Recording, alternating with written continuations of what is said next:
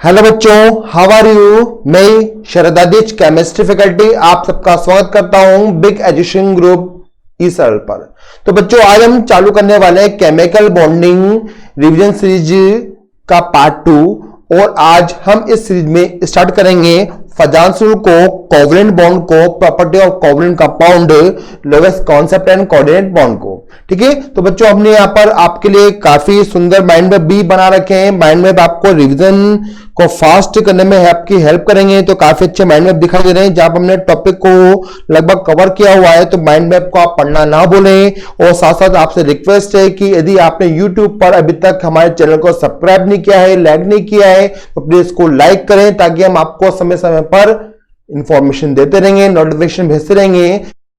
Okay बच्चों, अब देखिए भाई, फजांस रूल की हम बात करें। जो फजांस तो एक साइंटिस्ट का नाम हुआ और इसने हमें एक रूल प्रोवाइड किया है। ठीक है, इस रूल से हमें बेनिफिट क्या होता है? इससे हमें बेनिफिट ये होने वाला है कि आयनिक कंपाउंड 100% आयनिक कभी भी नहीं होते हैं। कोई भी कंपाउंड 100% आयनिक कभी भी नहीं होगा।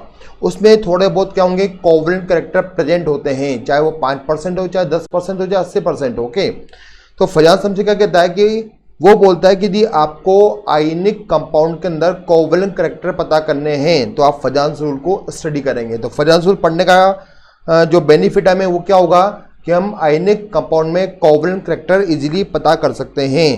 तो देखते हैं यहाँ पर हम, यदि हम बात करें कुछ कंपाउंड के बारे में, जहाँ पर मेरे पास कंपाउंड है AgCl है, इसका कलर हमें वाइट दिया गया है। AgBr यहाँ पर थोड़ा सा लाइट येलो कलर का है और AgI यहाँ पर डार्क येलो कलर का है।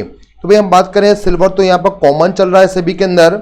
और यहाँ पर जो क्लोरीन है, ब्रोमीन है, आयोडीन है, ये डिफरेंट टाइप के हमें दिखाई दे रहे हैं, लेकिन सब क्या है, सभी यहाँ पर हेलोजन है।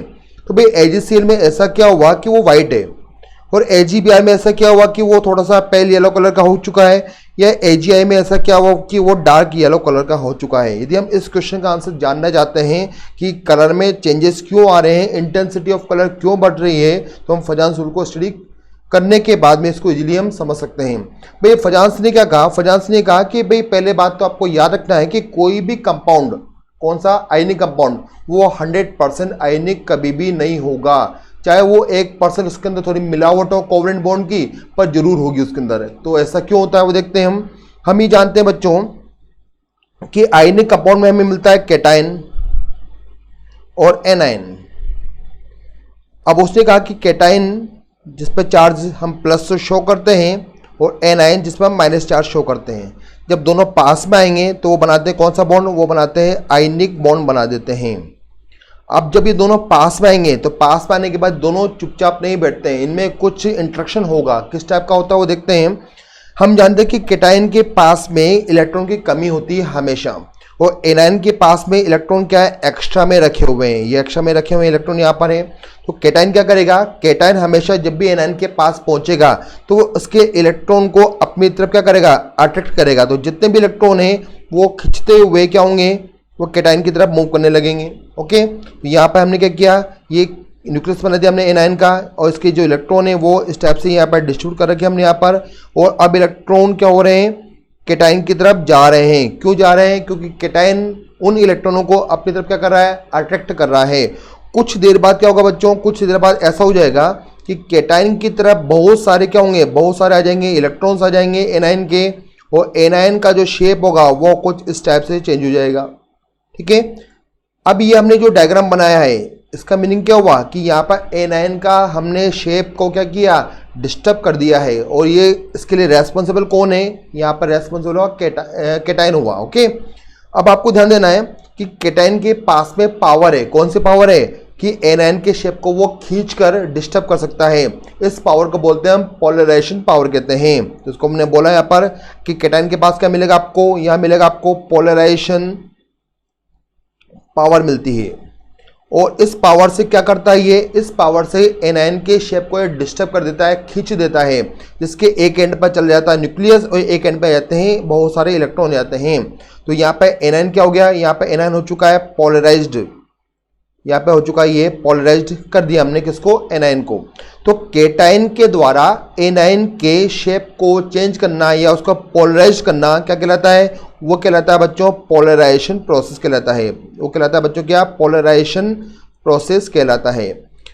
और इसी वजह से क्या होता है, आयनिक कंपाउंड के अंदर कोवलेंट कैरेक्टर आने लगते हैं, क्योंकि यहाँ पर आप इलेक्ट्रॉन क्या हो रहे हैं, इलेक्ट्रॉन शिफ्ट हो रहे हैं कैटायन की तरफ। देखिए कैटायन की तरफ जितने ज़्यादा शिफ्ट होंगे इलेक्ट्रॉन, उतने ही कंपाउंड के अंदर कोवलेंट कैरेक्टर बढ़ने लगेंगे। तो आपको ध्यान रखना है कि कैटायन यदि एनायन को ज़्यादा करता है पोलराइज्ड, तो वहाँ पर कोवलेंट कैरेक्टर भी क्या होंगे, ज़्यादा इंक्रीज होंगे।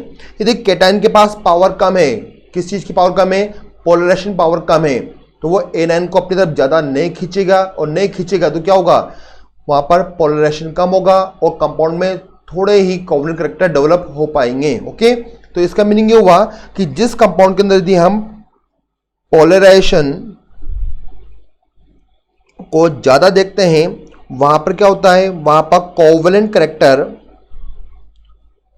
कैरेक्टर या नेचर कंपाउंड के अंदर वहाँ पर बढ़ने लगता है। पहला पॉइंट ध्यान रखेंगे हम। नेक्स्ट, यदि पोलराइजेशन की हम बात करें कि पोलराइजेशन ज़्यादा हुआ तो कौन सा कैरेक्टर कम हो गए, कौन सा कैरेक्टर कम होते हैं, वहाँ पर आयोनिक नेचर कम होने लगता है। तो आपको ध्यान रखना है कि किसी भी कंपाउंड के अंदर पोलराइजेशन ज़्यादा होगा तो वहाँ पर क्या होगा बच्चों, वहाँ पर कोवलेंट कैरेक्टर बढ़ने लगेंगे। पोलराइजेशन किसे बोलते हैं कि कैटायन के द्वारा एनायन के इलेक्ट्रॉन को अपनी तरफ खींचने का प्रोसेस कहलाता है, पोलराइजेशन कहलाता है। ओके, तो ये आपको 2 पॉइंट याद रखने हैं। यहाँ से हम आयनिक कैरेक्टर या कोवलेंट कैरेक्टर को इजीली एक्सप्लेन कर सकते हैं।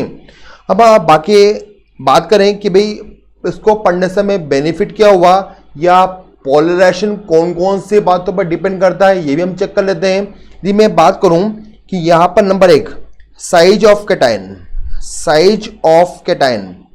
कैटायन का साइज यदि बच्चों स्मॉल है, कैसा होना चाहिए, बहुत ज़्यादा स्मॉल होना चाहिए। यदि वो स्मॉल होगा तो उसका जेड इफेक्टिव क्या होगा, काफ़ी ज़्यादा होगा, और जेड इफेक्टिव काफ़ी ज़्यादा होगा तो वहाँ पर पोलराइजेशन क्या होगा, ज़्यादा होगा। तो हमने लिखा यहाँ पर साइज ऑफ कैटायन, यदि आपने लिया है स्मॉल तो वहाँ पर क्या होगा, पोलराइजेशन प्रोसेस ज़्यादा होगा। एग्जाम्पल की हम बात कर लें, एग्जाम्पल की हम बात करते हैं तो यहाँ पर हम देखते हैं कि जैसे हमने लिया Na+, या फिर हम ले सकते हैं Li+, Na+, K+, Rb+, ये सभी एक ही ग्रुप के एलिमेंट है। अब आपसे पूछा जाता है कि इन सब में पोलराइजेशन पावर मैक्सिमम किसकी है, तो भाई स्मॉल कौन है, स्मॉल तो यहाँ पर लिथियम आयन है, और लार्ज साइज का कौन है, यहाँ पर लार्ज साइज का मैंने दिखाई दिया, रुबिडियम आयन दिखाई दिया। तो हम कंपेयर कर सकते हैं कि जो स्मॉल कैटायन होगा उसका जेड इफेक्टिव ज़्यादा होगा, वो पास वाले एनायन को ज़्यादा पोलराइज कर पाएगा। तो पोलराइजेशन पावर ज़्यादा किसकी हो चुकी है बच्चों, यहाँ पर लिथियम प्लस आयन की। ओके, हम बात फैक्टर नंबर 2 की बात करें, यदि आपको कैटायन के बेस पर फिर से चेक करना है तो आपको के पास में दूसरा फैक्टर है कौन सा, चार्ज का। तो देखते हैं यहाँ पर हम चार्ज ऑन कैटायन, हम कैटायन के चार्ज की बात कर रहे हैं। यहाँ पर यदि कैटायन का चार्ज बढ़ता है, यानी प्लस चार्ज की डेंसिटी बढ़ने लगती है, प्लस चार्ज बढ़ेगा तो वहाँ पर भी साइज क्या होगा, स्मॉल हो जाएगा, और साइज अगेन स्मॉल हुआ तो वापस पोलराइजेशन क्या होगा, ज़्यादा होगा। जिससे मैं चार्ज की बात करता हूँ तो यहाँ पर मैंने देखा कि Na पे ओनली +1 चार्ज है, मैग्नीशियम पर यहाँ पर +2 चार्ज है, एल्यूमिनियम पर यहाँ पर +3 चार्ज है। तो भाई आप पूछा जा रहा है कि कौन से कैटायन में पोलराइजेशन पावर ज़्यादा है, तो Na पर ओनली सिंगल प्लस है तो इसका साइज क्या होगा, नॉर्मली ऐसा होना चाहिए, और एल्यूमिनियम पर मैक्सिमम चार्ज है तो इसका साइज क्या होना चाहिए, बहुत काफ़ी स्मॉल होगा ये। तो हमने ध्यान से देखा कि जो स्मॉल होता है उसमें जेड इफेक्टिव ज़्यादा होता है। इसका मीनिंग क्या हुआ कि एल्यूमिनियम +3 के अंदर पोलराइजेशन पावर काफ़ी ज़्यादा होती है। तो चार्ज ऑन कैटायन यदि आपने इंक्रीज किया तो वहाँ पर पोलराइजेशन क्या होता है बच्चों, पोलराइजेशन वहाँ पर बढ़ने लगता है। ओके, तो इस टाइप से हमने यहाँ पर 2 फैक्टर के बारे में डिस्कस किया है। मैं 3rd नंबर का फैक्टर की बात करता हूँ। तो यहाँ देखते हैं हम साइज ऑफ एनायन। अब हम एनायन के साइज की बात करें तो यदि एनायन का साइज आपने लिया है लार्ज का मीनिंग क्या हुआ कि वह अपने इलेक्ट्रॉन को इजीली फ्री कर सकता है, वो कैटायन को इजीली क्या कर सकता है, लूज कर सकता है, कैटायन की तरफ अट्रैक्ट हो सकता है। तो इसका मीनिंग क्या हुआ कि आपको यहाँ पर एनायन लेना है, लार्ज साइज का लेना है, ताकि वो इजीली क्या हो जाएगा, पोलराइज्ड हो जाएगा। तो यदि आपने लार्ज साइज का एनायन लिया यहाँ पर बच्चों तो वहाँ पर पोलराइजेशन क्या हो रहा है, वहाँ पर पोलराइजेशन भी बढ़ने लगेगा। ओके, तो हमने यहाँ पर पोलराइजेशन प्रोसेस को बढ़ा के बता दिया। जैसे मैं बात करता हूँ एग्जाम्पल नंबर 1 के लिए, हम देखते हैं कि यहाँ पर मेरे पास में है, एक तो है F- आयन है, एक हमने लिया Cl- लिया, ब्रोमाइड लिया और या I माइनस लिया। आपसे पूछ जा रहा है कि भाई कौन से आयन या कौन सा एनाइन में पोलराइजेशन पावर, कौन सा एनाइन जल्दी से पोलराइज्ड हो जाएगा। तो भाई F माइनस तो बहुत काफ़ी छोटा है, इसको तो हम इजीली पोलराइज नहीं कर पाएंगे। यहाँ पर I माइनस का काफ़ी लार्ज साइज का है, ये इजीली क्या हो जाएगा बच्चों, पोलराइज हो जाएगा। तो इसका आंसर क्या आएगा, इसका आंसर हो जाएगा कि जहाँ पर I माइनस इजीली क्या हो जाता है, पोलराइज्ड हो जाता है। तो आपको इस प्रकार से चार्ज के बेस पर, साइज के बेस पर आपको ध्यान रखना है कि यहाँ पर हम पोलराइजेशन ज़्यादा कहाँ करेंगे या कम कहाँ करेंगे। तो ये हुआ फैक्टर और ये हुआ डेफिनेशन कंप्लीट किया हमने यहाँ पर। नेक्स्ट पे आते हैं बच्चों, यदि हम एक और बात करें फैक्टर की, तो यहाँ पे एक फैक्टर और हम देख सकते हैं। यदि आप बात कर रहे हैं चार्ज की, तो चार्ज ऑफ एनाइन के चार्ज के बेस पे हम पोलराइजेशन को देख सकते हैं। यदि आपने नोट किया जैसे कि आपके पास में फ्लोराइड है या फिर आपके पास ऑक्साइड है और आपके पास नाइट्रेट है, सबसे पहला काम क्या होगा, आप ये चेक कर लें कि इन सब में लार्ज साइज का कौन है। भाई लार्ज साइज का ध्यान से देखा मैंने तो F माइनस काफ़ी छोटा है, ऑक्साइड उससे कुछ बड़ा होगा और नाइट्रेट काफ़ी बड़ा हो जाता है यहाँ पर, ठीक है। और हमने पढ़ा कि लार्ज साइज का एनाइन इजीली क्या हो जाता है, पोलराइज्ड हो जाता है। तो चार्ज ऑफ एनाइन यदि बढ़ेगा तो वहाँ पर पोलराइजेशन का प्रोसेस भी क्या हो जाएगा, वहाँ पर इंक्रीज होने लगेगा। ओके, तो यहाँ पर मैक्सिमम पोलराइज्ड कौन हो जाएगा, नाइट्रेट आयन पोलराइज्ड हो जाता है, राइट। नेक्स्ट हम पांचवें फैक्टर की बात करें, काफी इंपोर्टेंट फैक्टर है। यदि हम आपसे बात करें कि भाई NaCl है और CuCl है, ओके, यहाँ पर दोनों में कॉमन क्या है, कॉमन तो Cl हमने लिया है। यहाँ पर चेंज हो रहा है Na प्लस आयन और यहाँ पर चेंज हो रहा है कॉपर प्लस आयन, ओके। अब आपसे पूछा जा रहा है कि दोनों में मोर कोवलेंट कंपाउंड कौन सा है, मोर कोवलेंट कंपाउंड कौन सा है। तो भाई आंसर इसका क्या आता है, CuCl आता है। अब ऐसा क्यों हुआ, हम देखते हैं यहाँ पर। यदि मैं बात करता हूँ Na प्लस आयन की, तो इसके आउटर शेल में कितने इलेक्ट्रॉन बचे हैं। अब इसके आउटर शेल में रहते हैं कितने, 2s2 and 2p6 he electron बचे हुए हैं, यानी इसके पास 8 इलेक्ट्रॉन हैं। और कॉपर प्लस की यदि मैं बात करता हूं बच्चों, तो यहाँ पर देखते हैं कितने इलेक्ट्रॉन बचे हैं आउटर शेल में। इसका मैं लिख देता हूँ configuration, 1s2 2s2 2p6, next आएगा 3s2 3p6 3d10 and 4s0। S में अब 0 हो चुके हैं क्योंकि हम एक इलेक्ट्रॉन को लूज कर चुके हैं, है ना। अब आप ध्यान से देखेंगे इसके आउटर शेल में बच्चों कितने आ रहे हैं, 18 इलेक्ट्रॉन आ रहे हैं और इसके पास भी सभी क्या है, फुली फिल्ड हमें दिखाई दे रहे हैं। लेकिन ये जो कॉन्फ़िगरेशन है वो Na प्लस की तरह नहीं है, क्योंकि Na प्लस में कौन सा कॉन्फ़िगरेशन है, यहां पर है इनर्ट गैस कॉन्फ़िगरेशन है, ओके। लेकिन यहां पर हमने ध्यान से देखा कि कॉपर में कौन सा मिला, यहां पर कॉपर में मिलता है नया कॉन्फ़िगरेशन मिलता है जिसको बोलते हैं हम pseudo inert gas configuration, okay. तो यहां पर हमें मिलता है सूडो इनर्ट गैस कॉन्फ़िगरेशन। इसका मीनिंग क्या हुआ कि ऐसे आयन जिनके आउटर शेल में 18 इलेक्ट्रॉन होंगे उन्हें बोलते हैं हम pseudo inert gas configuration ion.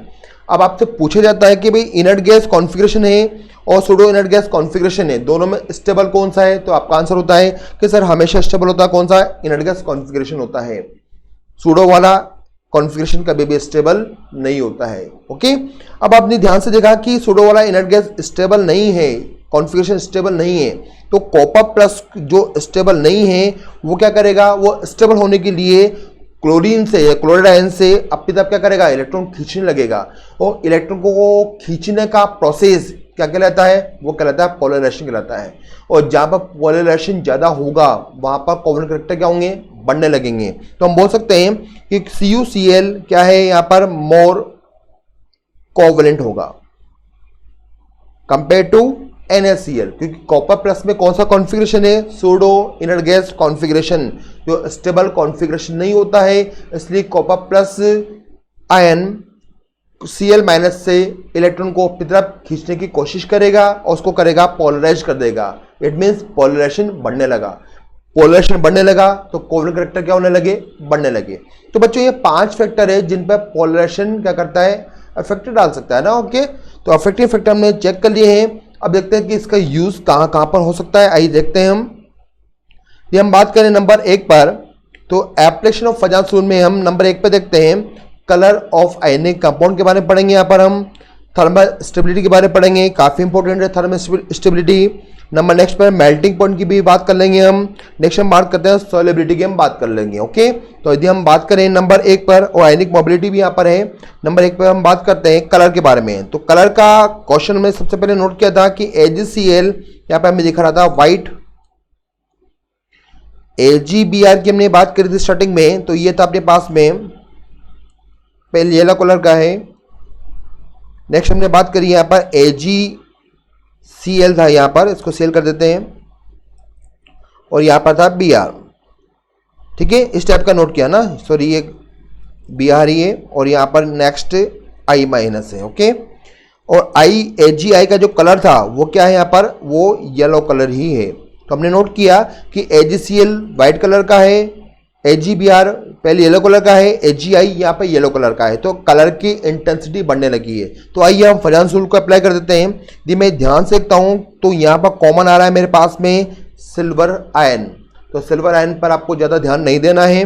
आप यहाँ पर देखते हैं कि यहाँ पर पहले Cl है, यहाँ पर ब्रोमाइड है, यहाँ पर I माइनस है। ओके, तो यहाँ पर डाउन द ग्रुप जाने पर size of anion, size of anion क्या हो रहा है यहाँ पर, साइज ऑफ एनायन यहाँ पर इंक्रीज हो रहा है। तो मैंने नोट किया साइज ऑफ एनायन यहाँ पर हो रहा है इंक्रीज। ओके, नेक्स्ट अभी हमने पढ़ा है फैक्टर के अंदर कि एनायन का साइज लार्ज होगा तो पोलराइजेशन क्या होगा, ज्यादा होगा। तो हमने नोट किया पोलराइजेशन का प्रोसेस भी यहाँ पर डाउन द ग्रुप आने पर क्या हो रहा है, इंक्रीज होता जा रहा है। ओके, पोलराइजेशन ज्यादा होगा तो यहाँ पर कोवलेंट करैक्टर क्या होंगे, बढ़ने लगेंगे। ठीक है, तो लिख देते हैं यहाँ पर हम कोवलेंट नेचर इन कंपाउंड, वो भी क्या हो रही है, इंक्रीज।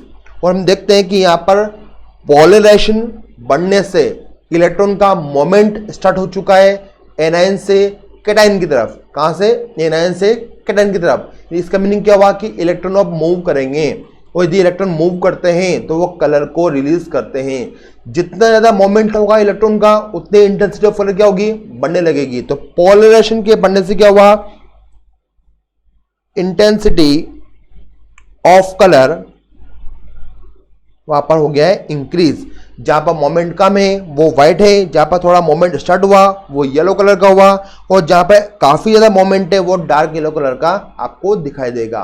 तो आपको ध्यान रखना है कि पोलराइजेशन होने से इंटेंसिटी ऑफ कलर हमेशा क्या होता है बच्चों, बढ़ने लगता है। ओके, नेक्स्ट में बातें हम बात करते हैं। नेक्स्ट नंबर पर था मेल्टिंग पॉइंट की। हम बात करें तो मेल्टिंग पॉइंट या बॉइलिंग पॉइंट को भी हम इससे एक्सप्लेन कर सकते हैं। आपने ध्यान दिया होगा कि मेल्टिंग पॉइंट, बॉइलिंग पॉइंट के लिए काफ़ी सारे फैक्टर, बहुत सारे फैक्टर होते हैं। यहाँ पर हम सिर्फ बात करेंगे, सिर्फ फजासूल की बात करेंगे। जैसे बच्चों ध्यान दीजिए, मेरे पास में बेरिलियम कार्बोनेट है, मैग्नीशियम का भी कार्बोनेट है, और कैल्शियम कार्बोनेट नोट किया मैंने, और लास्ट में मेरे पास आ जाएगा बेरियम कार्बोनेट। नेक्स्ट हम बात करें मेल्टिंग पॉइंट की बात करें ना। अब आपको ध्यान से देखना है कि यहाँ पर कॉमन क्या है, यहाँ पर कॉमन है कार्बोनेट है यहाँ पर, तो आपको कॉमन पर ध्यान देना ही नहीं है। हमने कॉमन पे ध्यान यहाँ पर नहीं दिया। अब आप देखिए यहाँ पर कैटायन की हम बात करें, कैटायन पर चार्ज भी यहाँ पर सभी पर सेम हमें दिखाई दे रहा है। अब आपको चार्ज पर भी ध्यान नहीं देना है, हमें ध्यान देना है किस पर, down the group size of cation increases. तो मैंने नोट किया यहाँ पर साइज ऑफ कैटायन क्या हो रहा है यहाँ पर हो रहा है इंक्रीज हो रहा है यहाँ पर। ओके, कैटायन का साइज यदि इंक्रीज होता है तो कंपाउंड में पोलराइजेशन का प्रोसेस क्या होगा, इंक्रीज या डिक्रीज, तो वहां पर होगा डिक्रीज। हमने पढ़ा है कि लार्ज साइज का कैटायन इजीली इलेक्ट्रॉन को अपनी तरफ मूव नहीं कर पाता है। ओके, तो यहाँ पे क्या हुआ, यहाँ पर पोलराइजेशन का प्रोसेस हमने देखा वो हो रहा है यहाँ पर डिक्रीज। ओके, अब पोलराइजेशन कम हो रहा है डाउन द ग्रुप जाने पर, ठीक है, तो वहां पर आयोनिक नेचर क्या होगा, आयोनिक नेचर कंपाउंड के अंदर वहां पर होने लगेगा इंक्रीज। अब डाउन द ग्रुप जाने पर आयोनिक नेचर हम देखते हैं कि वो इंक्रीज होता जा रहा है, और हम जानते हैं कि आयोनिक कंपाउंड का melting point, boiling point covalent के कंपेयर में क्या होता है, काफी ज्यादा होता है। हमने ध्यान दिया कि यहाँ पर melting point and boiling point क्या हो जाएगा यहाँ पर, वो भी यहाँ पर होने लगेगा, इंक्रीज होने लगेगा। ओके, तो इस टाइप से हमने मेल्टिंग पॉइंट, बॉइलिंग पॉइंट का इंक्रीज ऑर्डर को अरेंज किया, तो हमें इस टाइप से इसका आंसर मिला कि यहाँ पर बेरिलियम कार्बोनेट क्या है, मोर आयनिक है, और बेरिलियम कार्बोनेट क्या है, मोर कोवलेंट है। और कोवलेंट वालों का मेल्टिंग पॉइंट, बॉइलिंग पॉइंट हमेशा आयनिक के कंपेयर में कम ही होता है। तो आंसर हो गया अपने पास मेल्टिंग पॉइंट, बॉइलिंग पॉइंट। तो हम फजांस रूल से मेल्टिंग पॉइंट, बॉइलिंग पॉइंट को भी कंपेयर कर सकते हैं, लेकिन ऐसा नहीं है कि आप हमेशा फजांस रूल को ही अप्लाई करेंगे। कई बार हमें लेटेस्ट एनर्जी को भी चेक करना होता है, कई बार हमें उसके लेटेस्ट का क्रिस्टल भी चेक करना पड़ता है, कई बार हमें डिफरेंट टाइप की बॉन्डिंग भी चेक करनी होती है ना। तो कुछ एग्जाम्पल आपको दिए गए हैं, उनको आपको ध्यान रखना है। ओके, नेक्स्ट पे बात है, जिसका जो मोस्ट इंपोर्टेंट फैक्टर था वो अपने पास में है थर्मल स्टेबिलिटी की हम बात कर रहे हैं। ओके, थर्मल स्टेबिलिटी में काफी क्वेश्चन हमें मिलते हैं। अब हमें फजांस रूल से थर्मल स्टेबिलिटी को सोल्व करना है। थर्मल स्टेबिलिटी का मीनिंग क्या हुआ कि किसी भी कंपाउंड को आप कितने टेम्परेचर पर ब्रेक कर पाते हैं, कितने टेम्परेचर पर उसको आप ब्रेक कर पाते हैं। यदि आप में ज्यादा टेम्परेचर दिया ब्रेक करने के लिए, तो उसकी थर्मल जो स्टेबिलिटी होगी वो काफी ज्यादा होगी। कम टेम्परेचर पर वो ब्रेक हो रहा है, तो उसकी जो थर्मल स्टेबिलिटी है वो क्या होगी, काफी कम हो जाएगी। ओके, अब हम देखते हैं कि हमने thermal stability of ionic compound को दो पार्ट में डिवाइड कर दिया है। पार्ट नंबर 1 की हम बात करें, जहां पर पॉली एटॉमिक एनायन प्रेजेंट है, यानी ऐसे कंपाउंड जहां पर पॉली एटॉमिक एनायन प्रेजेंट है। आप कहेंगे सर पॉली एटॉमिक का मीनिंग क्या हुआ, पॉली यानी more than one. Okay, more than one, और एटॉमिक एनायन मीन्स ये एनायन का ही पार्ट है। जैसे मैं नोट कर लेता हूं, यहां पर मैंने नोट किया OH- आयन। यहाँ पर आप देखिए कितने एटम है, यहाँ पर 2 एटम है, तो ये कहलाएगा पॉलीएटॉमिक एनायन। या इसके अलावा नोट कर लेते हैं हम nitrite ion, nitrate ion, nitrite और नाइट्रेट दोनों नोट किए हमने। यहाँ पर नोट किया मैंने सल्फेट आयन को नोट कर देते हैं हम। सल्फेट आयन भी नोट किया हमने, SO4 2-। फॉस्फेट आयन भी हो सकता है, क्योंकि यहाँ पर 5 एटम हमें दिखाई दे रहे हैं। या आप नोट कर सकते हैं, कार्बन आयन भी नोट कर सकते हैं। तो इस टाइप से काफ़ी ज़्यादा यहाँ पर बहुत सारे एग्जाम्पल आपको दिखाई देंगे जो पॉलीएटॉमिक के होंगे। नेक्स्ट नंबर पर हम बात करें मोनोएटॉमिक एनायन, ऐसे कंपाउंड जहाँ पर मोनोएटॉमिक एनायन है, जैसे कि हमने नोट किया हैलाइड आयन में सभी आ चुके हैं, फ्लोराइड, क्लोराइड, ब्रोमाइड और आयोडाइड वगैरह। ओके, या आप बात कर सकते हैं ऑक्साइड की, या बात कर सकते हैं नाइट्रेट आयन की, या एसेट्रा। ओके, तो ये से एनायन जहां पर सिर्फ सिंगल एटम होंगे, ठीक है, उन्हें बोलेंगे मोनोएटॉमिक एनायन। अब हम पहले डिस्कस करते हैं पॉलीएटॉमिक एनायन के बारे में, डिस्कस कर लेते हैं ना। तो बच्चों आपको ध्यान रखना है कि जब भी आपको कंपाउंड में पॉलीएटॉमिक एनायन दिखाई देगा, तो आपको अप्लाई करना है कौन सा रूल, फजांस रूल को। ये आपको दिखाई दिया है पॉलीएटॉमिक एनायन, तो आप यूज करेंगे फजांस रूल को।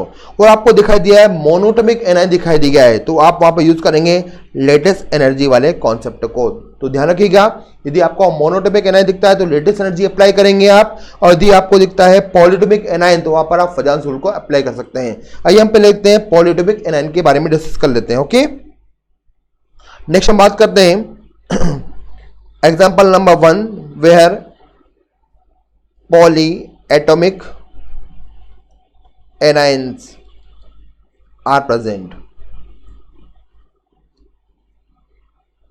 ओके, यदि मैं इसके एग्जाम्पल की बात करूं तो काफी सारे एग्जाम्पल है, क्योंकि पॉलीएटॉमिक एनायन बहुत सारे होते हैं।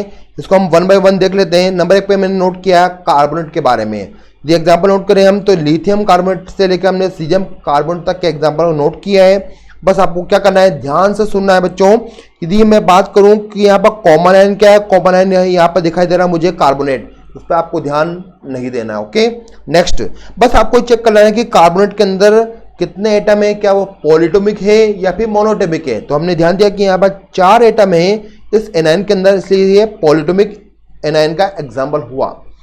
चेंज क्या हो रहा है बच्चों, चेंज हो रहा है यहाँ पर lithium, sodium, potassium, rubidium, caesium. तो मैं ध्यान से देख रहा हूं, डाउन द ग्रुप जाने पर साइज ऑफ कैटायन क्या हो रहा है, यहाँ पर इंक्रीज हो रहा है। साइज यहाँ पे क्या हो रहा है बच्चों, इंक्रीज। यदि साइज इंक्रीज होता है, यदि साइज इंक्रीज होता है तो कंपाउंड में पोलराइजेशन क्या होता है, कम होता है। तो मैंने नोट किया पोलराइजेशन यहां पर क्या हो रहा है, डिक्रीज। ये पोलराइजेशन डिक्रीज होता है बच्चों, तो इसका मीनिंग क्या हुआ कि वहां पर आयनिक नेचर क्या होने लगा, वहां पर आयनिक नेचर बढ़ने लगा। और यदि आयनिक नेचर बढ़ेगा तो नोट कर लेते हैं हम यहां पर नेक्स्ट आयोनिक नेचर की हमने बात करी। यहां पर तो ये होने लगा इंक्रीज।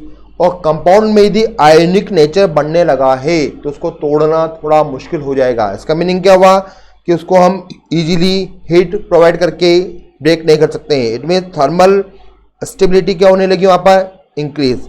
तो जब भी पॉली एटॉमिक एनायन आपको दिखाई देंगे तो डाउन द ग्रुप क्या होगा, डाउन द ग्रुप हमेशा थर्मल स्टेबिलिटी क्या होगी, बढ़ती बढ़ती बढ़ती ही जाएगी। ध्यान रखिएगा, भूलिएगा नहीं है ना, down the group thermal stability बढ़ती है हमेशा। कब, जब कंपाउंड में पॉली एटॉमिक एनायन प्रेजेंट हो। ओके, तो यहाँ पर आपने ऑर्डर को नोट कर लिया है, आपको दिखाई दे रहा है ये। नेक्स्ट हमने एग्जांपल लिया, यदि हम बात करें एल्कली अर्थ मेटल के कार्बोनेट की, तो वहाँ भी हमें यही रूल अप्लाई करना है। यहाँ भी हम ध्यान से देखें बच्चों, तो यहाँ पर इस केस में भी साइज ऑफ कैटायन यहाँ पर हमें बढ़ता हुआ दिखाई दे रहा है। एनायन तो कॉमन है इसी यहाँ पर, दी साइज ऑफ कैटायन यदि यहाँ पर भी इंक्रीज होगा तो वहाँ पर पोलराइजेशन क्या होगा बच्चों, डिक्रीज हो जाएगा। और डाउन द ग्रुप जाने पर यहाँ पर भी क्या होगा, आयनिक कैरेक्टर्स या नेचर यहाँ पर कंपाउंड में बढ़ने लगेंगे। और यदि आयनिक नेचर बढ़ता है तो वहाँ पर थर्मल स्टेबिलिटी भी क्या होगी, वहाँ पर इंक्रीज होने लग जाती है। तो यहाँ पर आपने देखा कि जब भी पॉलीएटॉमिक एनायन आपको दिखाई देगा तो आप डाउन द ग्रुप क्या करेंगे, थर्मल स्टेबिलिटी को क्या करेंगे, वहाँ पर इंक्रीज कर देंगे। ठीक है, इन दोनों को एग्जाम्पल में एक बहुत अच्छा क्वेश्चन छुपा हुआ है। यदि मैं बात करूँ फर्स्ट नंबर पर मुझे दिखाई दे रहा है Li2CO3।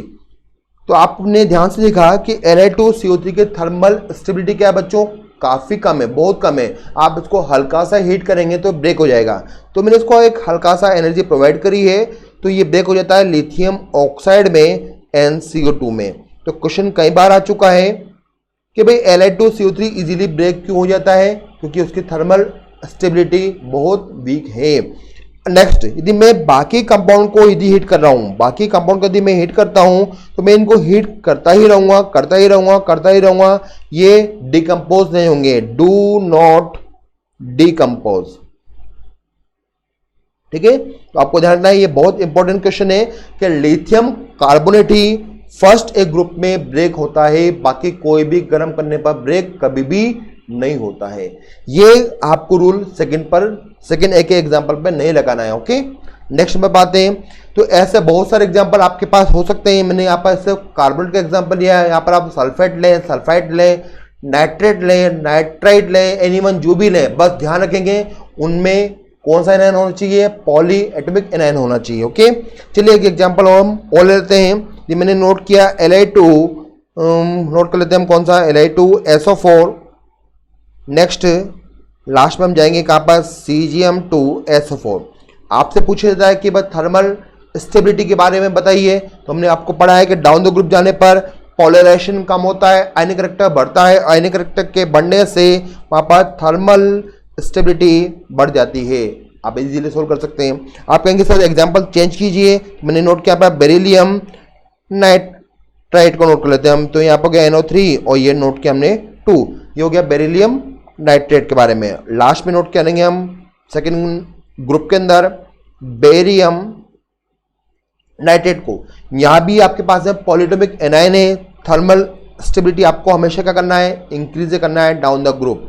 इस टाइप से आप इसको सोल्व कर सकते हैं। ओके, नेक्स्ट में बात है, अब हम बात करें ऐसे कंपाउंड जहां पर मोनो एटॉमिक एनायन प्रेजेंट है।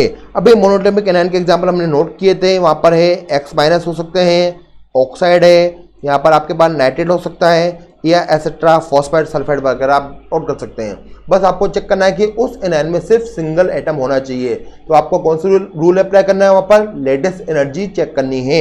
एग्जाम्पल की हम बात करें बच्चों, तो एग्जाम्पल कुछ स्टेप्स होंगे। यहाँ पर मेरे पास पहला एग्जाम्पल है लिथियम नाइट्रेट का। मैंने काफ़ी ध्यान से देखा कि यहाँ पर नाइट्राइड मीन्स N3- है, ये पॉली एटॉमिक एनायन नहीं है। कौन सा ये, मोनोएटॉमिक एनायन है। ओके, अब मुझे चेक करना है यहाँ पर लेटेस्ट एनर्जी अप्लाई करना है। ऐसे बहुत से एग्जांपल है, मैं एक और एग्जांपल ले लेता हूँ। यहाँ पर ये ऑक्साइड का एग्जांपल भी हमें दिखाई दिया, यहाँ पर मुझे हैलाइड का एग्जांपल भी दिखाई दिया।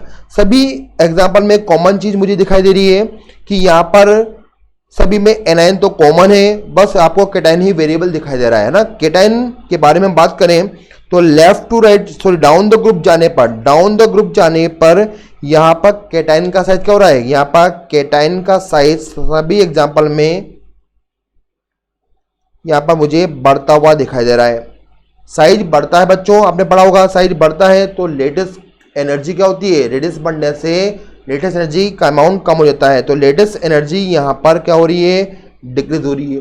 लेटेस्ट एनर्जी वीक है, यानी कम रिलीज किया आपने, उसका जो लेटेस्ट है उसका जो बॉन्डिंग है वो काफी वीक है। और बॉन्डिंग वीक होगी तो आप उसको इजीली क्या करेंगे, इजीली आप उसको हीट करके ब्रेक कर सकते हैं। इसका मीनिंग क्या हुआ कि थर्मल स्टेबिलिटी भी यहाँ पर डाउन द ग्रुप जाने पर कम हो जाती है।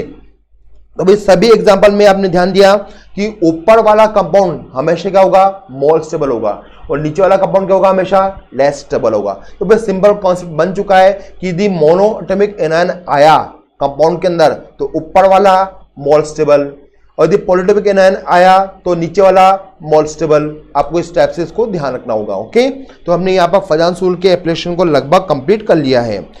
अब देखते हैं हम नेक्स्ट नंबर पर आते हैं। आयनिक बॉन्ड को हमने लगभग कंप्लीट कर लिया है। अब हम आते हैं कोवलेंट बॉन्ड के बारे में बात करते हैं।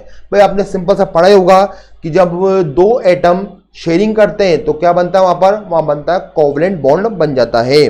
नेक्स्ट हम डेफिनेशन की बात करें तो डेफिनेशन में आपने पढ़ा है, काफी टाइम से पढ़ते आ रहे हैं आप कि भाई शेयरिंग करने से क्या बनता है, कोवलेंट बॉन्ड का फॉर्मेशन होता है। भाई हम बात करें कि भाई कोवलेंट बॉन्ड कैसे बनता है तो आप डायग्राम में देखिए, यहाँ पर दो ऑक्सीजन के एटम हमें दिखाई दे रहे हैं। दोनों के इलेक्ट्रॉनों ने यहाँ पर शेयरिंग करना स्टार्ट कर दिया है और दोनों ने शेयरिंग किया, यहाँ पर इक्वल शेयरिंग कर रहे हैं, और दोनों के बीच बनने वाले जो बॉन्ड है बच्चों वो कौन सा बन चुका है, वो बन चुका है कोवलेंट बॉन्ड। ओके, तो एटम में इलेक्ट्रॉन की शेयरिंग से हमेशा कोवलेंट बॉन्ड बनता है। नेक्स्ट पे आते हैं कि भाई बॉन्ड तो बन रहा है ठीक है, लेकिन कौन से एटम कब बनाएंगे कोवलेंट बॉन्ड, क्या वो आयनिक बना सकते हैं, क्या वो कोवलेंट बॉन्ड क्यों बना रहे हैं, उसके बारे में हम डिस्कस कर लेते हैं। तो कंडीशन की मैं बात करूं तो नंबर 1 कंडीशन पर जनरली जो कोवलेंट बॉन्ड बनाते हैं बच्चों किसके बीच बनता है, वो बनता है नॉन मेटल्स के बीच में। तो non metals plus non metals ऐसा हम कह सकते हैं, लेकिन ये 100% ट्रू नहीं होगा। ठीक है, जैसे एग्जांपल लिखा मैंने Cl2 F2 या O2 एक्सेट्रा।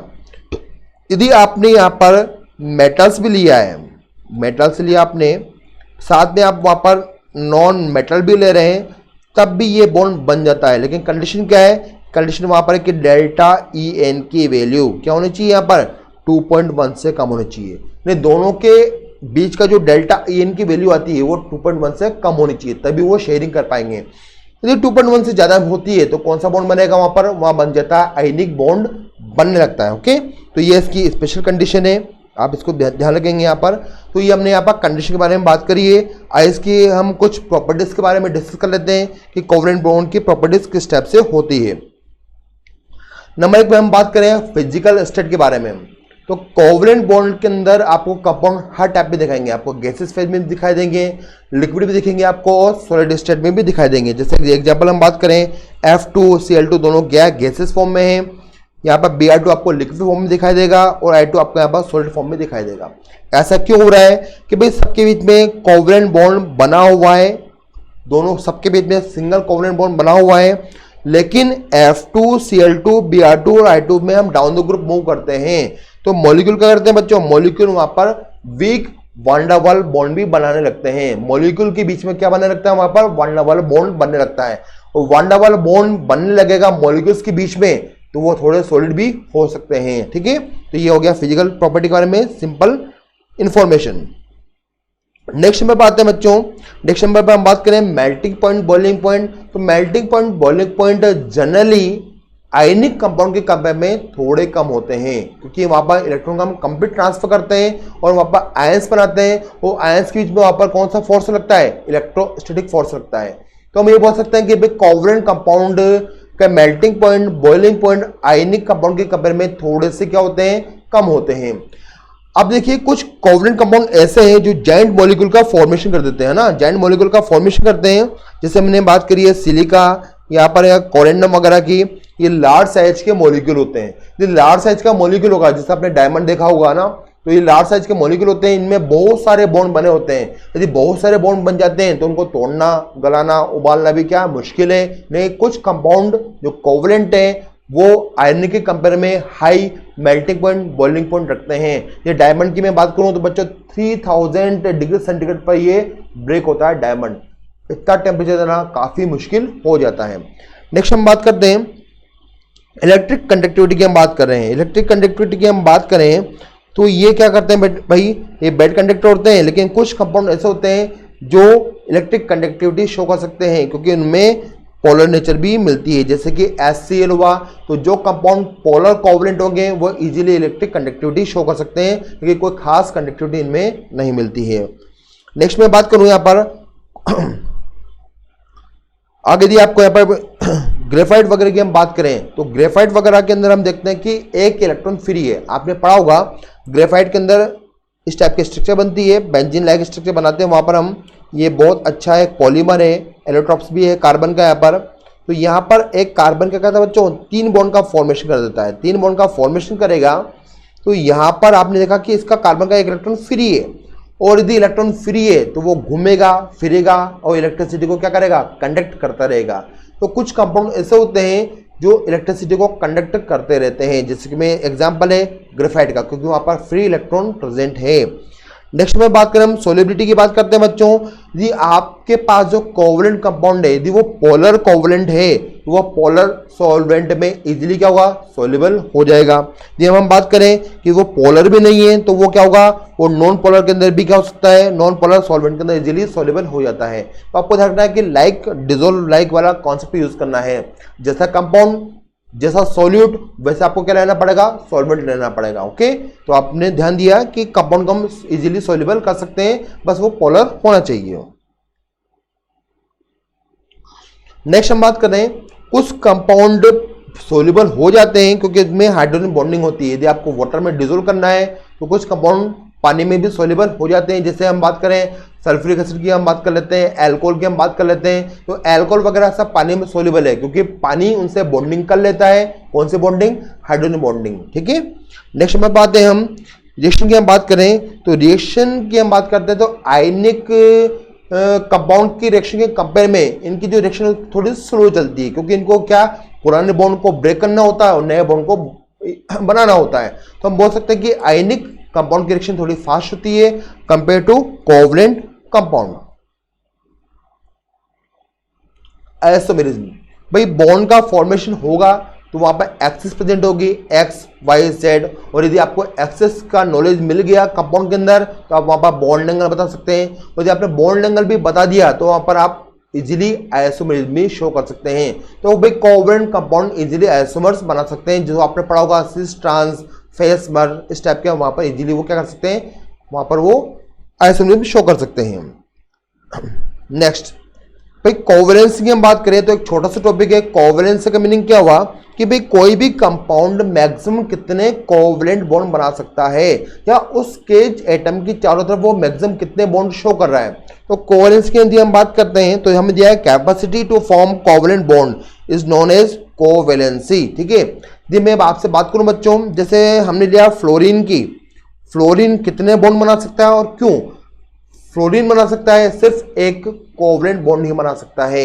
ऐसे क्यों हुआ, क्योंकि इसके पास वैकेंट ऑर्बिटल नहीं है। ये अपने इलेक्ट्रॉन पेयर को जो काम नहीं आ रहे बॉन्डिंग में उनको ये आगे एक्साइट नहीं कर सकता है। तो आपको ध्यान रखना है कि फ्लोरीन की कोवलेंसी कितनी रहेगी, हमेशा ओनली 1 रहती है। ओके, नेक्स्ट नंबर हम बात करें ऑक्सीजन की तो ऑक्सीजन की 2 होती है। नाइट्रोजन की कितनी होती है बच्चों, 3 होती है। यदि मैं बात करता हूँ कार्बन की तो वो कितने हो सकती है, यहाँ पर 4 हो सकती है। तो ये इनकी फिक्स कोवैलेंसी होती है। कुछ कंपाउंड ऐसे भी होते हैं बच्चों जो कोवैलेंसी को क्या करते हैं, चेंज करते रहते हैं। जैसे कि मैं बात करता हूँ SF2 या SF4 या फिर SF6। यहाँ पर सल्फर की वैलेंसी मुझे दिखाई दे रही है 2, यहाँ पर मुझे दिख रही है 4, यहाँ पर मुझे दिख रही है 6। ऐसा क्यों हुआ, क्योंकि हम जानते हैं सल्फर के पास होते हैं आउटर शेल में 3s2 3p4 इलेक्ट्रॉन। अब ध्यान से देखिएगा, मैंने नोट किया 3s2 को, मुझे एक बॉक्स बनाया, यहाँ पर भी मैंने p के इलेक्ट्रॉन को भी अरेंज कर दिया है 1 2 3 एंड 4। और यहाँ पर मैंने नोट किया है d जो वैकेंट रखा हुआ है। तो ये ऑर्बिटल कौन से हैं, ये हुआ 3s, ये हुआ 3p और ये हो चुका है 3d ऑर्बिटल। ये हमने नोट किया ऑर्बिटल कॉन्फ़िगरेशन ऑफ सल्फर। भाई आप ध्यान से देखें जब तक मैं इसको ग्राउंड स्टेट में नोट कर रहा हूं, अभी जो मैंने लिखा है कॉन्फ़िगरेशन, उसको बोलते हैं हम ग्राउंड स्टेट। अभी हमने किसी भी इलेक्ट्रॉन को कहीं भी शिफ्ट नहीं किया। अभी कितने बॉन्ड बना सकता है? ये बना सकता है 1 and 2। तो इसकी जो वैलेंसी है वो कितनी दिखाई देगी मुझे? यहाँ पर 2 दिखाई दे रही है।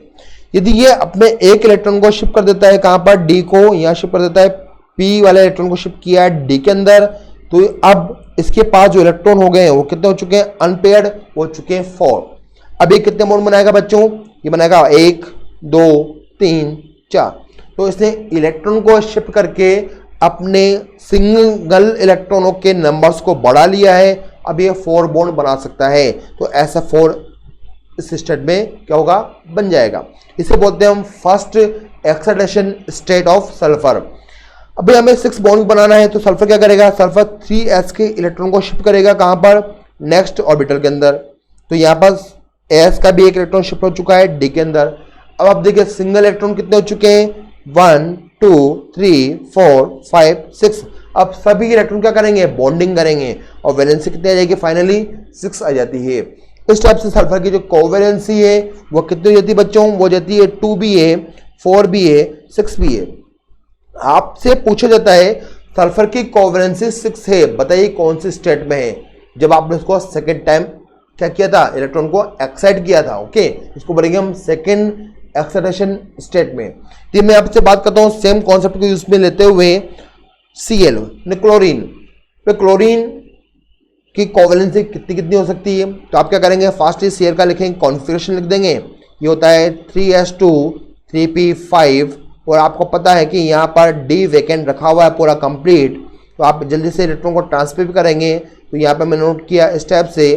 तो यहाँ पर अभी एक इलेक्ट्रॉन तो क्या है भाई? एक इलेक्ट्रॉन तो हमें सिंगल दिखाई दे रहा है। ओके, एक इलेक्ट्रॉन सिंगल दिखाई देगा तो वैलेंसी कितनी है? Cl की भी, Cl की 1 भी हो सकती है। यदि आपने p के इलेक्ट्रॉन को शिफ्ट कर दिया है डी के अंदर, अब कितनी हो सकती है?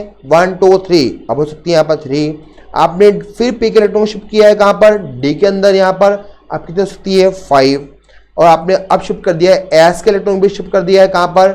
डी के अंदर। अब कितनी हो सकती है यहाँ पर? फाइनली हो सकती है यहाँ पर 7। तो भाई यहाँ पर कुछ एलिमेंट क्या करते हैं? वेरिएबल वैलेंसी शो कर सकते हैं। तो आइए हम थोड़ा सा चेक कर लेते हैं कि यहाँ पर सल्फर और क्लोरीन वेरिएबल वैलेंसी शो करता है। मैं आपसे क्वेश्चन करता हूँ कि भाई नाइट्रोजन क्या वेरिएबल वैलेंसी शो करेगा? नहीं, इसकी फिक्स वैलेंसी होती है ओनली 3। ऐसा क्यों है? क्योंकि इसके पास वैकेंट डी ऑर्बिटल एब्सेंट है, तो अपने इलेक्ट्रॉन को ये कहीं भी शिफ्ट नहीं कर पाएगा, कहीं भी एक्साइट नहीं कर पाएगा। तो कुछ एलिमेंट जो पीरियड नंबर 2 के हैं वो वेरिएबल वैलेंसी शो नहीं करते हैं। बाकी अदर पीरियड के एलिमेंट यदि उनमें इलेक्ट्रॉन को एक्सेप्ट करने की पावर है, वैकेंट ऑर्बिटल है, तो वो वेरिएबल वैलेंसी शो कर सकते हैं। ओके बच्चों, तो यहां तक हमने वेरिएबल वैलेंसी के बारे में डिस्कशन कर लिया है। ओके, नेक्स्ट में पाते हैं कोवलेंट बॉन्ड। कोवलेंट बॉन्ड को हम डिस्कस कर ही रहे हैं यहाँ पर। कोवलेंट बॉन्ड को समझाने के लिए काफी साइंटिस्ट आए बच्चों। सबसे पहले कोशिश की आपको समझाने के लिए लेविस एंड कॉसेल ने। इसकी थ्योरी है जहाँ पे इन्होंने हमें कुछ रूल्स दिए गए थे, कुछ डायग्राम बनाना सिखाया था, जहाँ पर हम ऑक्टेट रूल को फॉलो करते हैं। उसके बाद हमें मिलेगा VSEPR थ्योरी, यहाँ पर उसको बोलते हैं valence shell electron pair repulsion theory. Next हम इसके अंदर बात करें तो ये प्रोवाइड की ये गैलेस्पी द्वारा दी गई थी। नेक्स्ट हम बात करते हैं फिर VBT। तो VSEPR में जो कमी होगी वो हम VBT को पढ़ के सोल्व करेंगे। VBT का मीनिंग क्या हुआ? Valence bond theory.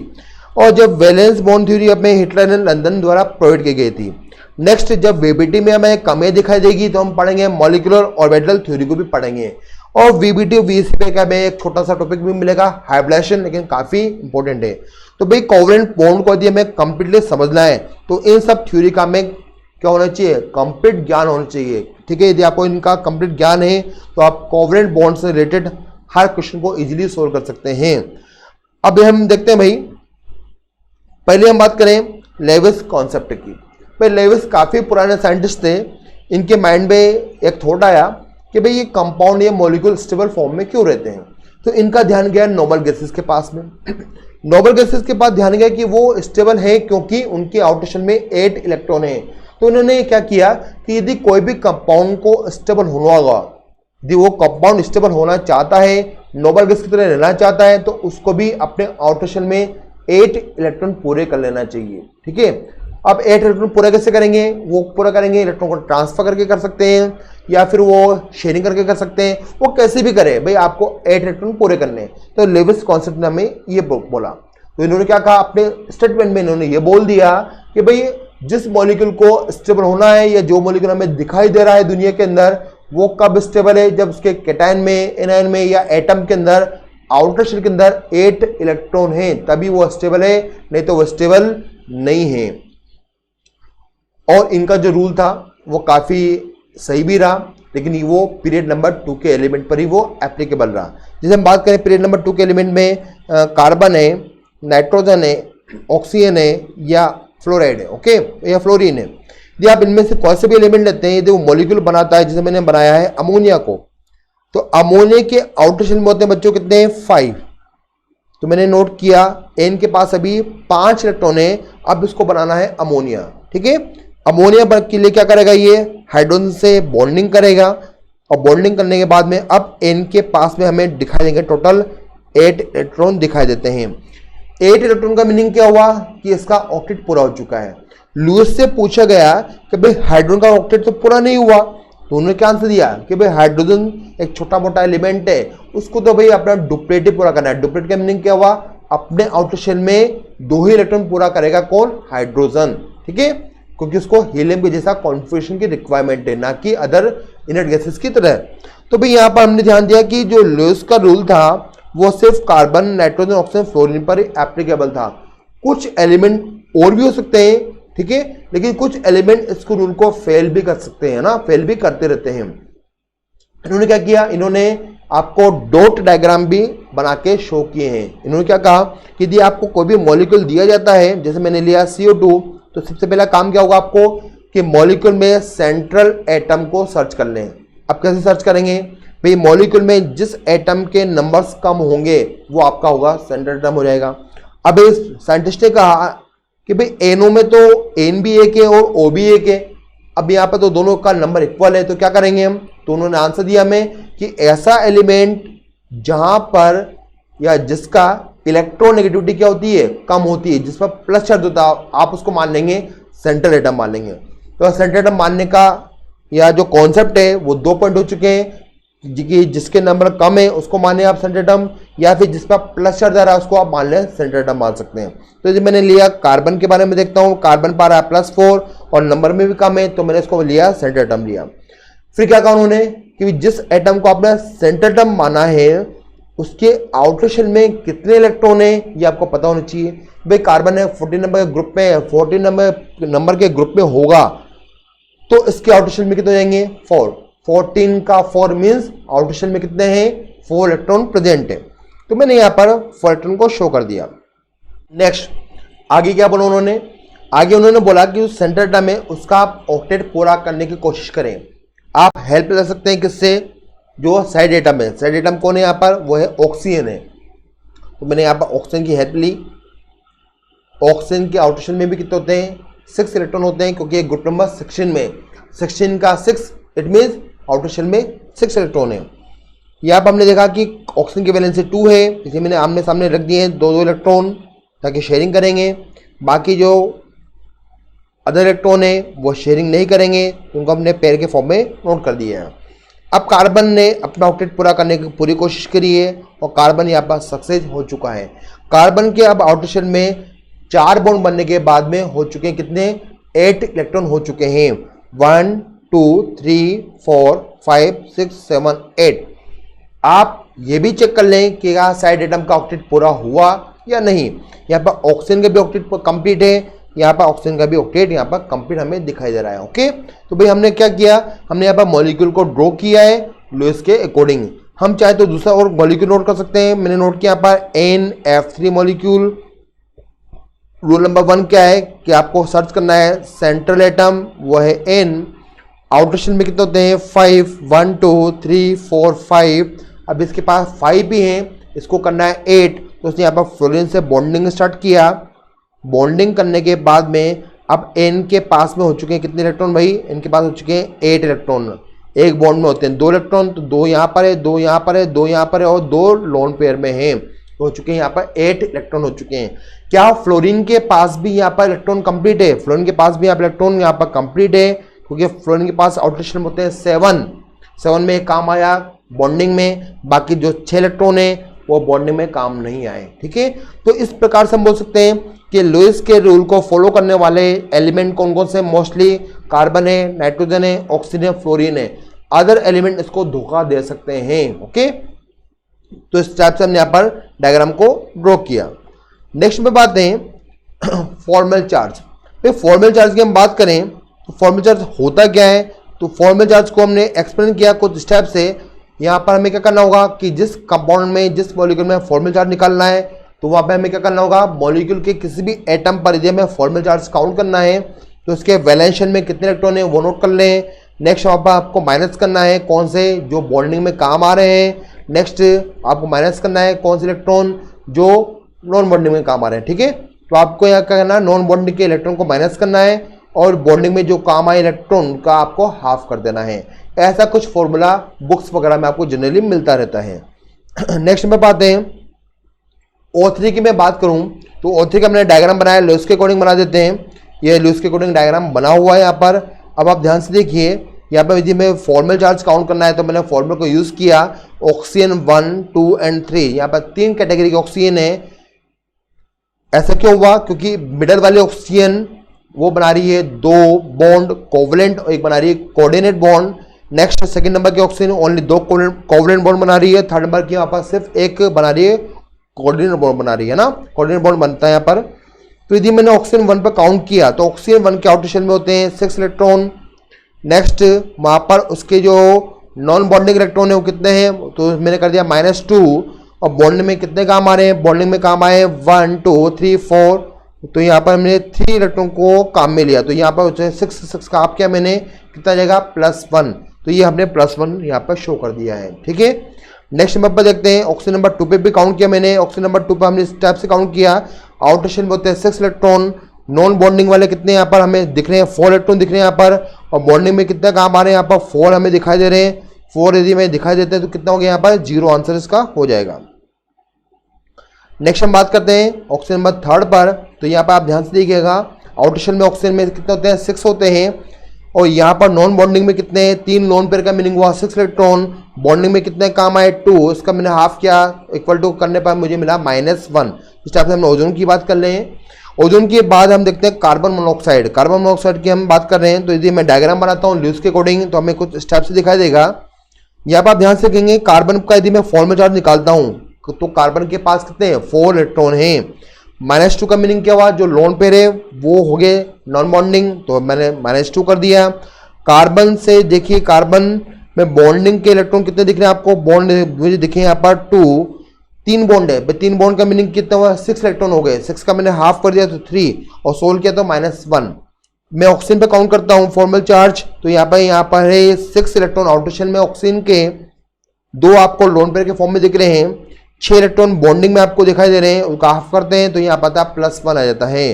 ठीक है बच्चों, तो इस टाइप से हम फॉर्मल चार्ज काउंट कर सकते हैं। एक मेथड आपको मैं और बता रहा हूँ, उसको आप ध्यान से सुनिएगा, है ना, ये आपको बुक्स वगैरह में नहीं मिलेगा।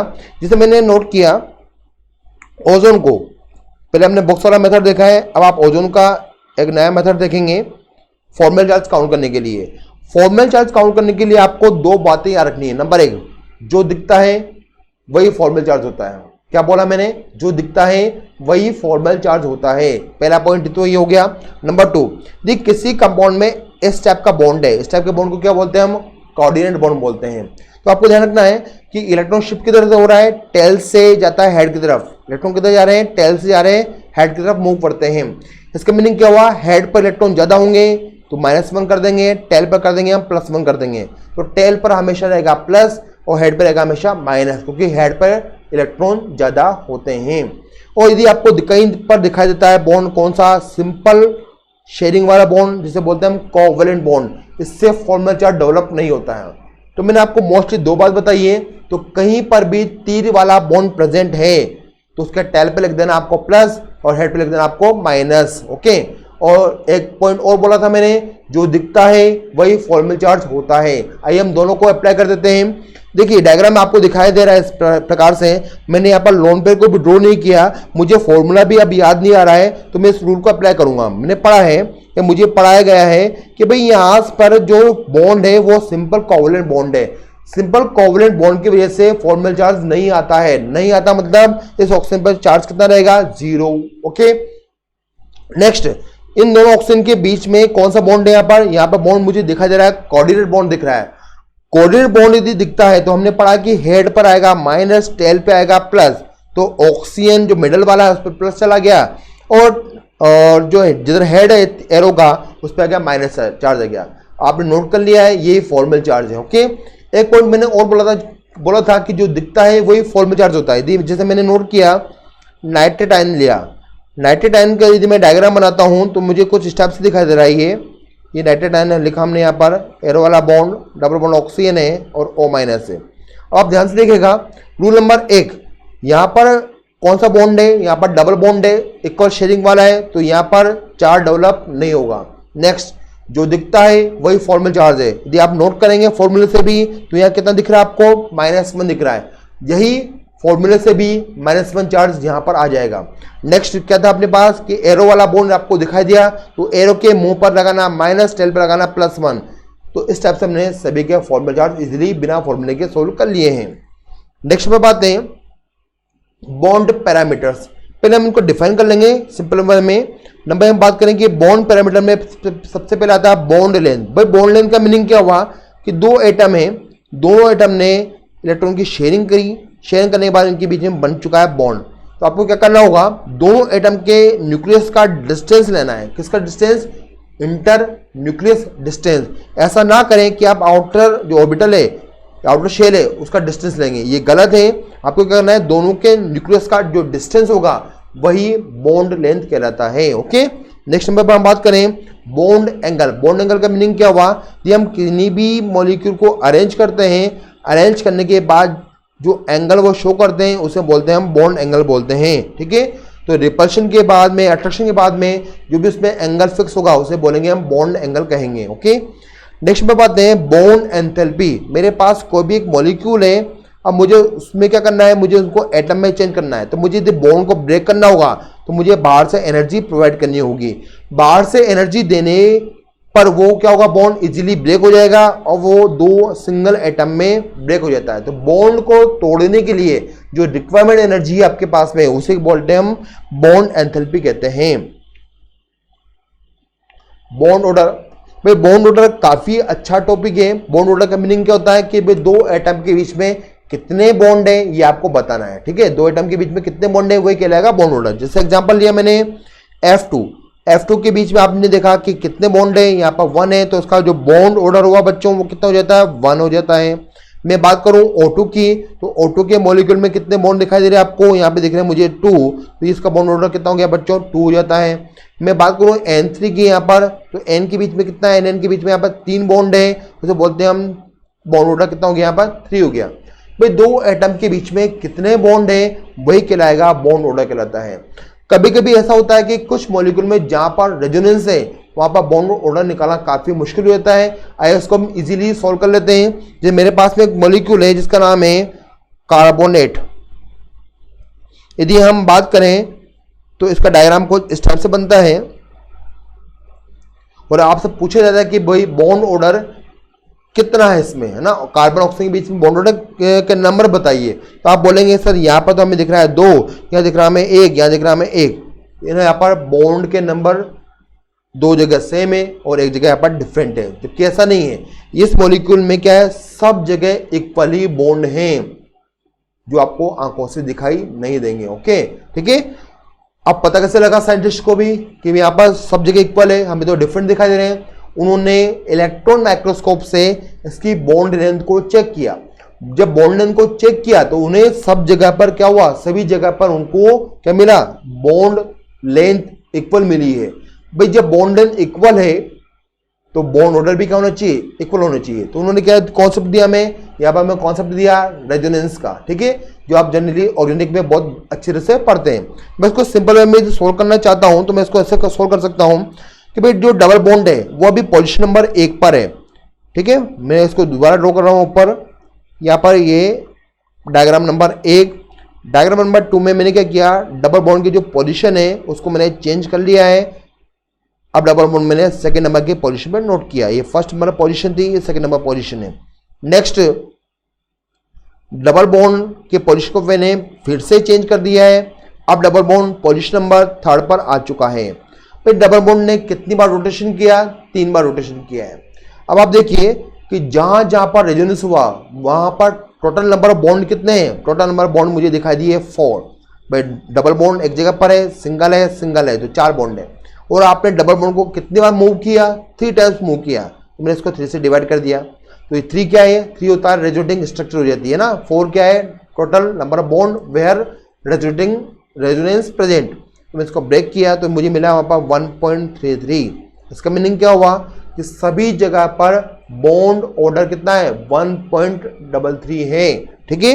इस वजह से क्या हुआ बच्चों, इस वजह से कार्बोनेट के अंदर बॉन्ड लेंथ तीनों हमें क्या मिलती है, सेम दिखाई देती है। तो यहाँ पर आपने देखा कि यहाँ पर रेजोनेंस हुआ तो रेजोनेंस को मैंने इस टाइप से शो कर दिया। यहाँ कितना बॉन्ड है, 1.33 है, यहाँ कितना है 1.33 है, यहाँ भी कितना है 1.33 है। इस वजह से कार्बोनेट का बॉन्ड लेंथ क्या रहती है, इक्वल हमें दिखाई देती है, ठीक है बच्चों। तो यहाँ पर बॉन्ड ऑर्डर को हमने एक्सप्लेन कर दिया है। इसी बॉन्ड ऑर्डर को यदि हम और शॉर्ट फॉर्म में समझना चाहते हैं तो आप उसको डेयरी मिल्क मेथड से भी समझ सकते हैं।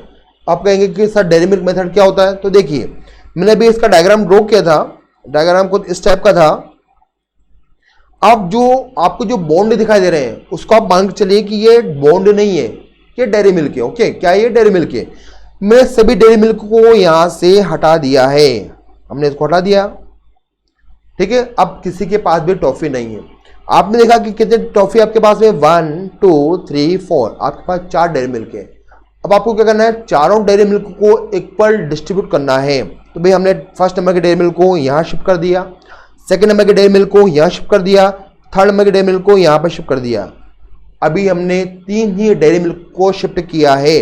अब आपके पास में एक डेयरी मिल्क बची हुई है। अब आपको क्या करना होगा, तीनों को इक्वल प्रोवाइड करना है। तो आपको इसके 3 पार्ट करने होंगे।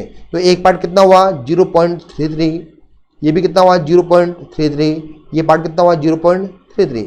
अब आपने हर पार्ट हर जगह पर इक्वल डिस्ट्रीब्यूट कर दिया है। अब आप बताइए कि कार्बन ऑक्सीजन के बीच नंबर ऑफ डेयरी मिल्क कितनी हो चुकी है। एक तो ऑलरेडी आपने प्रोवाइड करी थी और आपने 0.33 और प्रोवाइड कर दी है। यहाँ भी सेम कहानी है, यहाँ भी सेम कहानी है। ओके, ये आपने काउंट कर लिया है bond order by dairy milk process. Okay, next हम बात करें, अब नेक्स्ट में बात हैं लिमिटेशन ऑफ ऑक्टेट रूल। भाई जो लुईस थे उन्होंने तो बोल दिया कि भाई 8 इलेक्ट्रॉन पूरे होंगे तभी स्टेबल होगा, और काफी वो खुश भी रहे, ठीक है। इतना काफी खुश हुए कि काफी फेमस हो गए और आज भी हम उनको स्टडी कर रहे हैं। लेकिन कुछ मॉलिक्यूल ऐसे थे जिन्होंने उनको धोखा दिया, ठीक है। जैसे नंबर हम बात करें, नंबर 1 पर है, मैं लेता हूं बोरोन के कंपाउंड, जैसे BCl3 है या BBr3 है, या फिर ले सकते हैं हम BF3 ले सकते हैं, या फिर हम ले सकते हैं AlCl3 ले सकते हैं, या फिर हम ले सकते हैं AlF3। बच्चों ध्यान रखेंगे आप इसमें AlF3 को नोट ना करें क्योंकि ये आयनिक कंपाउंड है और अभी हम पढ़ रहे हैं कोवलेंट कंपाउंड। ओके भाई, ऐसे ही मॉलिक्यूल थे जिनमें प्रॉब्लम क्या आती है बच्चों, प्रॉब्लम ये आती है कि इनमें कितनी भी हम कोशिश कर लें इनका हमें ऑक्टेट पूरा होता हुआ दिखाई देगा ही नहीं, ठीक है। जैसे मैंने नोट किया BCl3 को, तो बोरोन के पास बॉन्डिंग के बाद में आपको दिखाई दिए कितने, 6 इलेक्ट्रॉन दिखाई दे रहे हैं। तो बोरोन का भाई ऑक्टेट कंप्लीट नहीं हुआ, फिर भी ये स्टेबल है, तो लोएस्ट ऑक्टेट रूल क्या हो रहा है, यहाँ पर फेल हो रहा है। तो यहाँ पर 8 इलेक्ट्रॉन नहीं है भाई, 8 से कम है। तुमने इसको नाम दिया है कौन से कंपाउंड, हाइपोवैलेंट कंपाउंड। ऐसे कंपाउंड जहां पर 8 से कम इलेक्ट्रॉन होंगे। नेक्स्ट हम बात करते हैं, कुछ मॉलिक्यूल ऐसे थे SF6, IF7 या PCl5। मैं किसी के भी डायग्राम ड्रॉ करता हूं, जैसे मैंने नोट किया है PCl5 को, तो फॉस्फोरस बना रहा है यहाँ पर 5 बॉन्ड का फॉर्मेशन कर रहा है विथ Cl। तो बॉन्डिंग के बाद मैंने ध्यान दिया कि Cl के पास में 5 बॉन्ड है, तो इसका मीनिंग क्या हुआ, आउटर शेल में कितने हो चुके हैं, 10 इलेक्ट्रॉन हो चुके हैं। 10 इलेक्ट्रॉन का मीनिंग क्या हुआ बच्चों कि इसका ऑक्टेट तो एक्सपेंड हो चुका है, 8 से ज्यादा है, और लुईस ने हमको ये तो बताया नहीं था कि 8 से ज्यादा होने पे क्या करेंगे हम। तो ये कंपाउंड लुईस के अकॉर्डिंग स्टेबल नहीं होना चाहिए, जबकि ये मोर स्टेबल कंपाउंड है। तो ऐसे कंपाउंड को हमने नाम दिया है हाइपर वैलेंट कंपाउंड। ओके, तो लुईस ऑक्टेट रूल को ये कंपाउंड फॉलो नहीं करते हैं। इसके अलावा काफी कंपाउंड ऐसे भी हैं जो ऑड इलेक्ट्रॉन स्पीशीज भी हैं। यहाँ पर 8 टर्म तो आएगा ही नहीं, कहीं पर 7 होंगे इलेक्ट्रॉन, कहीं पे 9 होंगे, कहीं पे 13 होंगे। ठीक है, तो काफी ऐसे मॉलिक्यूल थे जो ऑक्टेट रूल को फॉलो नहीं करते हैं।